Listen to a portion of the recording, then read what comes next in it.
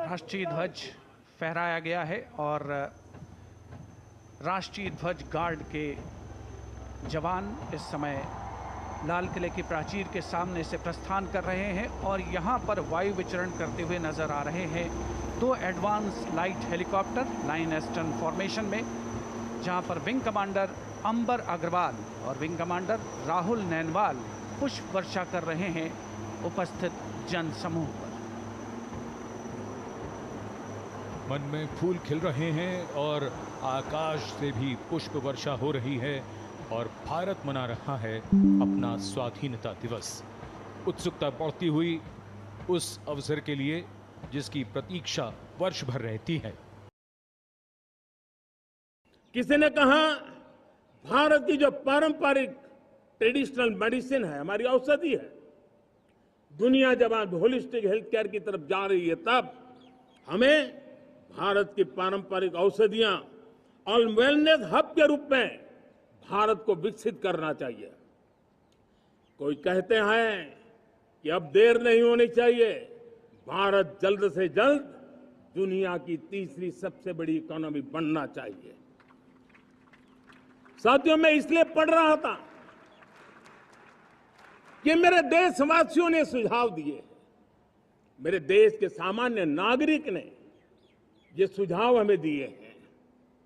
मैं समझता हूं जब देशवासियों की इतनी विशाल सोच हो, देशवासियों के इतने बड़े सपने हो, देशवासियों की इन बातों में जब संकल्प झलकते हो, तब हमारे भीतर एक नया संकल्प दृढ़ बन जाता है, हमारे मन में आत्मविश्वास नई ऊंचाई पर पहुंच जाता है।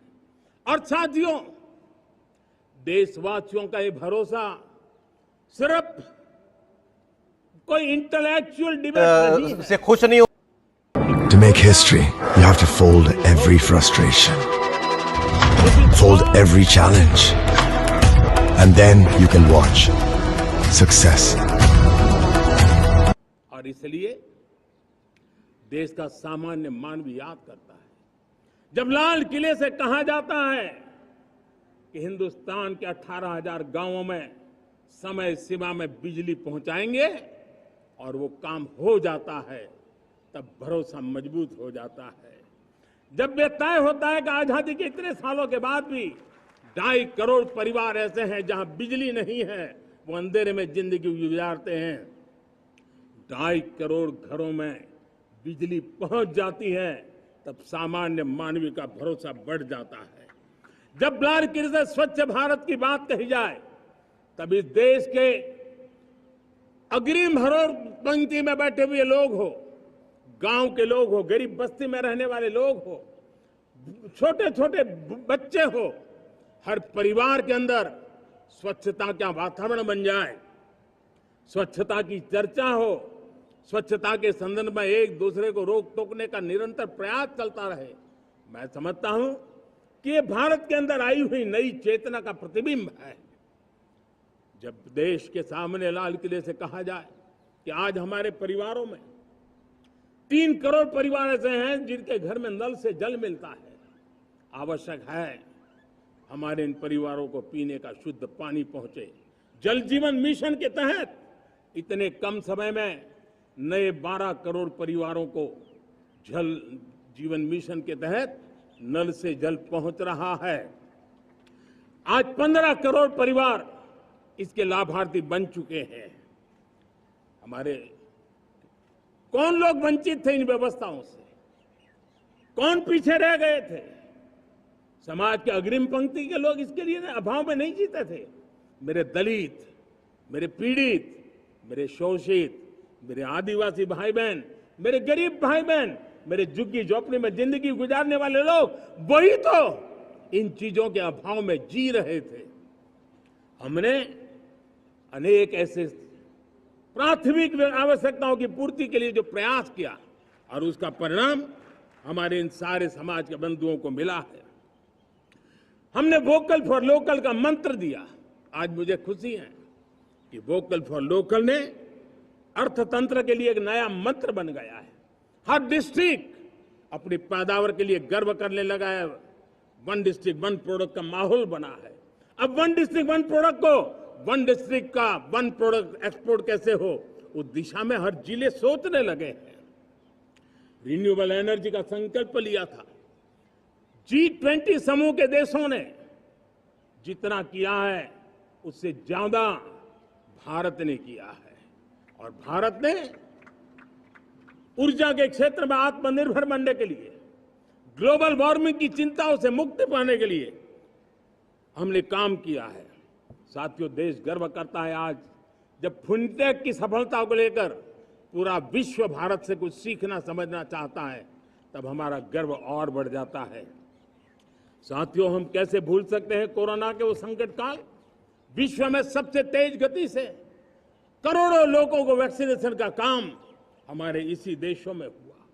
यही देश हैं जो कभी आतताई आतंकवादी हमें आकर के मार के चले जाते थे।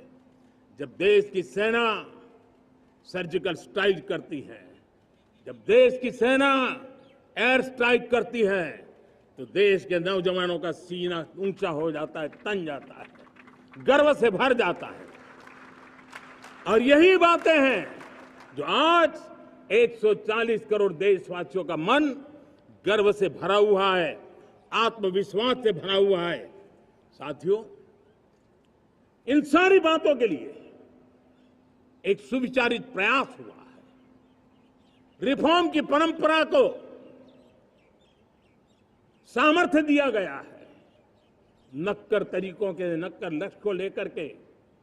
और जब राजनीतिक नेतृत्व की संकल्प शक्ति हो, दृढ़ विश्वास हो, जब सरकारी मशीनरी उसको लागू करने के लिए समर्पण भाव से जुट जाती है, और जब देश के हर नागरिक उस सपने को पूरा करने के लिए, जन भागीदारी करने के लिए, जन आंदोलन बनाने के लिए आगे आता है, तब हमें निश्चित परिणाम मिलता ही रहता है। मेरे प्यारे देशवासियों, हम ये न भूलें कि इस देश उस परिस्थितियों से भी दशकों तक भी आजादी के बाद समय बिताया है, जब होती है, चलती है, अरे यार ये तो चलेगा, अरे हमें क्या मेहनत करने की जरूरत है, अरे मामला है अगली पीढ़ी दिखेगी, अरे हमको मौका मिला है यार, मौज कर लो, आगे वाला आगे का जाने, हमें क्या कर रहा है, हम अपना समय निकाल दें, अरे नया करने जाओगे कोई बवाल उठ जाए। पता नहीं क्यों देश में स्टेटस को का माहौल बन गया था, जो है उसी से गुजारा कर लो, यही का माहौल बन गया था। और लोग तो कहते हैं अरे भाई छोड़ो, अब कुछ होने वाला नहीं है, चलो, ऐसा ही मन बन गया था। हमें इस मानसिकता को तोड़ना था, हमें विश्वास से भरना था, और हमने उस दिशा में प्रयास किया। कई लोग तो कहते थे अरे भाई अगली पीढ़ी के लिए काम हम अभी से क्यों करें, हम तो आज का देखें। लेकिन देश का सामान्य नागरिक ये नहीं चाहता, वो बदलाव के इंतजार में था, वो बदलाव चाहता था, उसकी ललक थी, लेकिन उसके सपनों को किसी ने तवज्जो नहीं दी, उसकी आशा आकांक्षाओं को, अपेक्षाओं को तवज्जो नहीं दी गई, और उसके कारण वो मुसीबतों को झेलते हुए गुजारा करता रहा, वो रिफॉर्म्स का इंतजार करता रहा। हमें जिम्मेदारी दी गई और हमने बड़े रिफॉर्म्स जमीन पर उतारे। गरीब हो, मिडिल क्लास हो, हमारे वंचित लोग हो, हमारी बढ़ती जाती शहरी आबादी हो, हमारे नौजवानों के सपने हो, संकल्प हो, आकांक्षाएं हो, उनके जीवन में बदलाव लाने के लिए रिफॉर्म का मार्ग हमने चुना। और मैं देशवासियों को विश्वास दिलाना चाहता हूं, रिफॉर्म के प्रति हमारी जो प्रतिबद्धता है वो पिंक पेपर के एडिटोरियल के लिए सीमित नहीं है।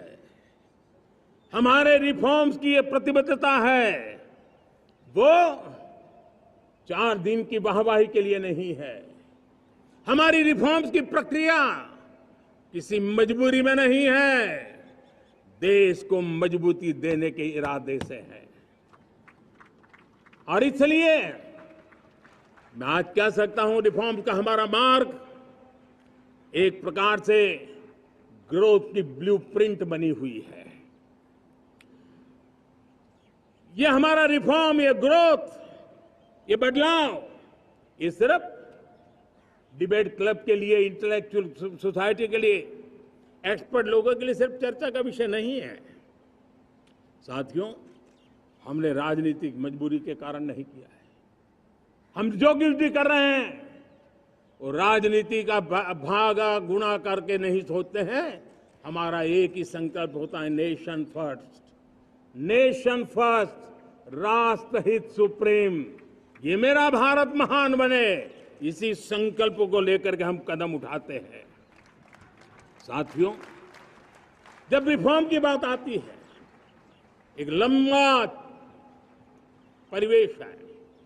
अगर मैं उसकी चर्चा में चला जाऊंगा तो शायद घंटों निकल जाएंगे, लेकिन मैं एक छोटा सा उदाहरण देना चाहता हूं। बैंकिंग क्षेत्र में जो रिफॉर्म हुआ, आप सोचिए बैंकिंग क्षेत्र का क्या हाल था। न विकास होता था, न विस्तार होता था, न विश्वास बढ़ता था। इतना ही नहीं, जिस प्रकार की कारनामे चले उसके कारण हमारे बैंक संकटों से गुजर रहे थे। हमने बैंकिंग सेक्टर को मजबूत बनाने के लिए अनेकविध रिफॉर्म्स किए और आज उसका कारण हमारी बैंक विश्व में जो इन्हीं गुनी मजबूत बैंकें हैं उसमें भारतीय बैंकों ने अपना स्थान बनाया है। और जब बैंक मजबूत होती है ना, तब फॉर्मल इकोनॉमी की ताकत भी बढ़ती है। जब बैंक की व्यवस्था बन जाती है, जब सामान्य खास करके मध्यम वर्ग के परिवार की जो रिक्वायरमेंट होती है उसको पूरा करने की सबसे बड़ी ताकत बैंकिंग सेक्टर में होती है। अगर उसको होम लोन चाहिए, उसको व्हीकल का लोन चाहिए, मेरे किसान को ट्रैक्टर के लिए लोन चाहिए, मेरे नौजवानों को स्टार्टअप के लिए लोन चाहिए, मेरे नौजवानों को कभी पढ़ने के लिए, एजुकेशन के लिए लोन चाहिए, किसी को विदेश जाने के लिए लोन चाहिए, ये सारी बातें उसे संभव होती है। मुझे तो खुशी है कि मेरे पशुपालक भी, मेरे मछली पालन करने वाले भाई बहन भी आज बैंकों से लाभ ले रहे हैं। मुझे खुशी है मेरे रेहड़ी पटरी वाले लाखों भाई बहन आज बैंक से साथ जुड़ करके अपनी नई ऊंचाइयों को प्राप्त कर रहे हैं और विकास की दिशा में वो भागीदार बन रहे हैं। हमारे एमएसएमई, हमारे लघु उद्योग के लिए तो बैंक एक सबसे बड़ी सहायक होती है। उसको रोजमर्रा पैसों की जरूरत होती है अपने नित्य मर्जी पर प्रगति के लिए, और उस काम को हमारी मजबूत बैंकों के कारण संभव हुआ है। साथियों, दुर्भाग्य से हमारे देश में आजादी तो मिली, लेकिन लोगों को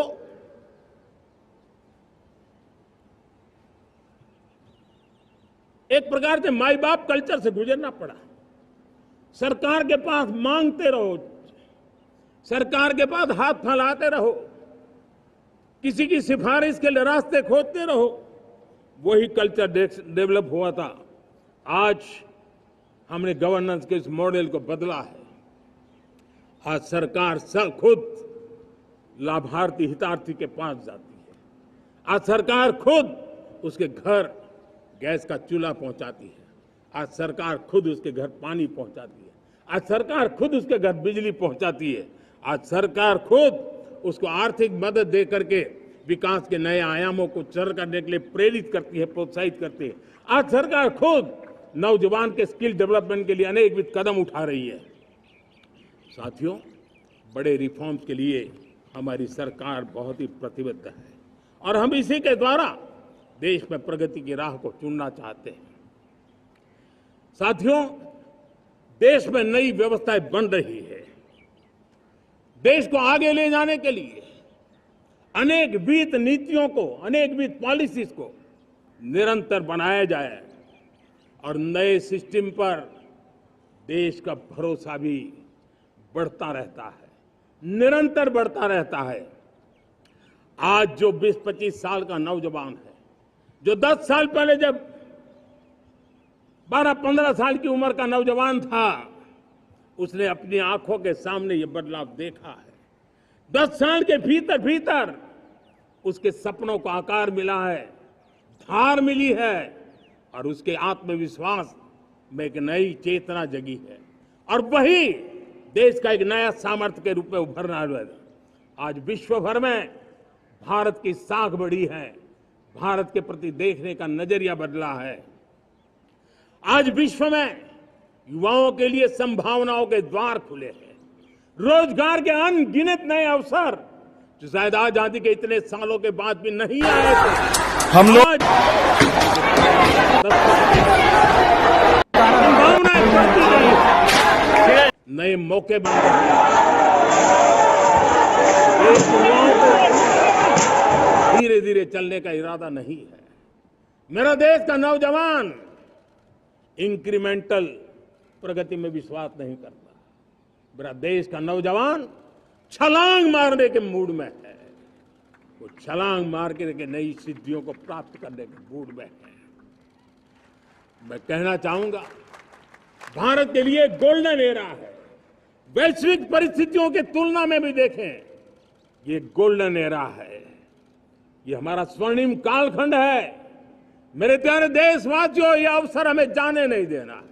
ये मौका हमें जाने नहीं देना चाहिए और इसी मौके को पकड़ करके अपने सपने और संकल्पों को लेकर के चल पड़ेंगे तो हम देश की स्वर्णिम भारत की जो अपेक्षा और हमें विकसित भारत का 2047 का लक्ष्य हम पूरा करके रहेंगे। हम सदियों की बेड़ियों को तोड़ करके निकले हैं। आज टूरिज्म का क्षेत्र हो, एमएसएमई का क्षेत्र हो, एजुकेशन हो, हेल्थ सेक्टर हो, ट्रांसपोर्ट सेक्टर हो, खेती और किसानी का सेक्टर हो, हर सेक्टर में एक नया आधुनिक सिस्टम बन रहा है। हम विश्व की बेस्ट प्रैक्टिसेस को भी आगे देख रखते हुए हम हमारे देश की परिस्थितियों के अनुसार आगे बढ़ना चाहते हैं। हर सेक्टर में आधुनिकता की जरूरत है, नएपन की जरूरत है, टेक्नोलॉजी को जोड़ने की जरूरत है और हर सेक्टर में हमारी नई नीतियों के कारण इन सारे क्षेत्रों में एक नया सपोर्ट मिल रहा है, नई ताकत मिल रही है।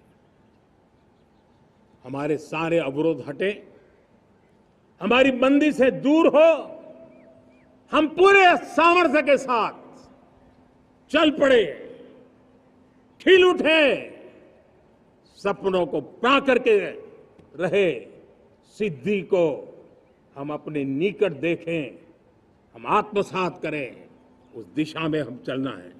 अब आप देखिए कितना बड़ा बदलाव रहा है। मैं एकदम जमीनी स्तर की बात करूं, विमेन सेल्फ हेल्प ग्रुप आज 10 साल में हमारे 10 करोड़ बहनें विमेन सेल्फ हेल्प ग्रुप में जुड़ी हैं। 10 करोड़ नई बहनें। हमें गर्व हो रहा है कि हमारे सामान्य परिवार की, गांव की 10 करोड़ महिलाएं आर्थिक रूप से आत्मनिर्भर बन रही हैं। और जब महिला आर्थिक रूप से आत्मनिर्भर बनती हैं, तब परिवार की निर्णय प्रक्रिया की हिस्सेदार बनती हैं, एक बहुत बड़ी सामाजिक परिवर्तन की गारंटी लेकर के आती है। मुझे गर्व है इस बात पर, लेकिन साथ साथ मुझे गर्व इस बात का भी है कि हमारे सीईओ आज दुनिया भर के अंदर अपनी धाक जमा रहे हैं। भारत के हमारे सीईओ विश्व भर में अपनी धाक जमा रहे हैं। हमारे लिए खुशी की बात है कि एक तरफ मेरे सीईओ दुनिया भर में नाम कमा रहे हैं, भारत का नाम बढ़ा रहे हैं, तो दूसरी तरफ विमेन सेल्फ हेल्प ग्रुप से 1 करोड़ मेरी सामान्य परिवार की माताएं बहनें लखपति दीदी बनती है। मेरे लिए ये भी उतना ही गर्व की बात है। अब हमने सेल्फ हेल्प ग्रुप को 10 लाख रुपए से 20 लाख रुपए देने का निर्णय किया है। अब तक 9 लाख करोड़ रुपए बैंकों के माध्यम से हमारे इन विमेन सेल्फ हेल्प ग्रुप को मिले हैं और जिसकी मदद से वो अपने अनेकविध कामों को बढ़ावा रहे हैं। मेरे साथियों, मेरे नौजवान इस तरफ ध्यान दें। स्पेस सेक्टर एक फ्यूचर है हमारे साथ जुड़ा हुआ, एक महत्वपूर्ण पहलू है। हम उस पर भी बल दे रहे हैं। हमने स्पेस सेक्टर में बहुत रिफॉर्म किए हैं। जिन बंधनों में हमने स्पेस सेक्टर को बांध के रखा था, उसे हमने खोल दिया है। आज सैकड़ों स्टार्टअप्स स्पेस के सेक्टर में आ रहे हैं। वाइब्रेंट बनता जाता हमारा स्पेस सेक्टर भारत को एक शक्तिशाली राष्ट्र बनाने का एक महत्वपूर्ण अंग है और हम इसको दूर की सोच के साथ मजबूती दे रहे हैं। आज private satellite, private rocket launch हो रहे हैं, ये गर्व की बात है। आज मैं कह सकता हूं, जब नीति सही होती है, नियत सही होती है और पूर्ण समर्पण से राष्ट्र का कल्याण यही मंत्र होता है, तो निश्चित परिणाम हम प्राप्त करके रहते हैं। मेरे प्यारे देशवासियों, आज देश में नए अवसर बने, तब मैं कह सकता हूं दो चीजें और हुई जिसने विकास को एक गति दी है, विकास को एक नई छलांग दी है, और ये है, पहला है आधुनिक इंफ्रास्ट्रक्चर का निर्माण। हमने इंफ्रास्ट्रक्चर को आधुनिक बनाने की दिशा में बहुत बड़े कदम उठाए हैं और दूसरी तरफ सामान्य मानवीय के जीवन में जो बाधाएं हैं, ईज ऑफ लिविंग का हमारा जो सपना है, उस पर भी हमने उतना ही बल दिया है। पिछले एक दशक में अभूतपूर्व इंफ्रास्ट्रक्चर का विकास हुआ है।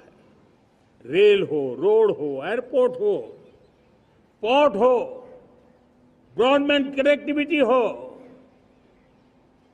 गांव-गांव नए स्कूल बनाने की बात हो, जंगलों में स्कूल बनाने की बात हो, दूर सुदूर इलाकों में अस्पताल बनाने की बात हो, आरोग्य मंदिर बनाने की बात हो, मेडिकल कॉलेजों का काम हो, आयुष्मान आरोग्य मंदिरों का निर्माण चलता हो, 60,000 से ज्यादा अमृत सरोवर बने हो, 2 लाख पंचायतों तक ऑप्टिकल फाइबर नेटवर्क पहुंचा हो, नहरों का एक बहुत बड़ा जाल बिछाया जा रहा हो, 4 करोड़ पक्के घर बनना, गरीबों को एक नया आश्रय मिलना, 3 करोड़ नए घर बनाने के संकल्प के साथ आगे बढ़ने की हमारी कोशिश हो। हमारा पूर्वी भारत, नॉर्थ ईस्ट, उसका इलाका आज इंफ्रास्ट्रक्चर के लिए जाने जाना लगा है और हमने ये जो कायाकल्प किया है, उसका सबसे बड़ा लाभ समाज के उन वर्गों तक हम पहुंचे हैं जो ग्रामीण सड़कें वहां बनी है जिनकी तरफ कोई देखता नहीं था, जिस इलाकों को नहीं देखता था, जिन गांवों को नहीं देखता था। दलित हो, पीड़ित हो, शोषित हो, वंचित हो, पिछड़े हो, आदिवासी हो, जंगल में रहने वाले हो, दूर सुदूर पहाड़ों में रहने वाले हो, सीमावर्ती स्थान पर रहने वाले हो, हमने उनकी आवश्यकता की पूर्ति की है। हमारे मछुआरे भाई बहनों की आवश्यकताओं को पूरा करना, हमारे पशुपालकों के जीवन को बदलना, एक प्रकार से सर्वांगीण विकास का प्रयास हमारी नीतियों में रहा, हमारी नीयत में रहा है, हमारे रिफॉर्म में रहा है, हमारे कार्यक्रमों में रहा है, हमारी कार्यशैली में रहा है। और उस सबसे बड़ा लाभ मेरे युवाओं को होता है। उनको नए नए अवसर मिलते हैं, नए नए क्षेत्र में कदम रखने का उसके लिए संभावनाएं बन जाती है और वही तो